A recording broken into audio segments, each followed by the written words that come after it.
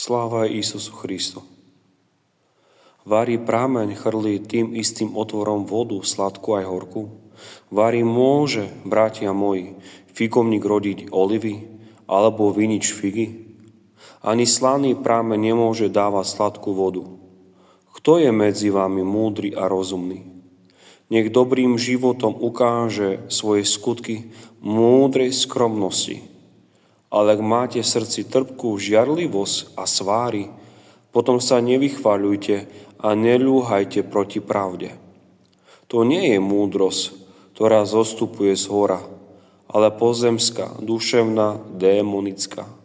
Lebo kde je žiarlivosť a svári, tam je nepokoj a každé možné zlo.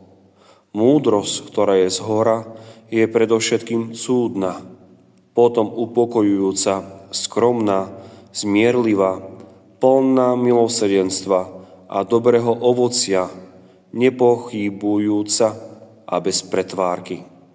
A ovocie spravodlivosti sa zasieva v pokoji pre tých, čo šíria pokoj.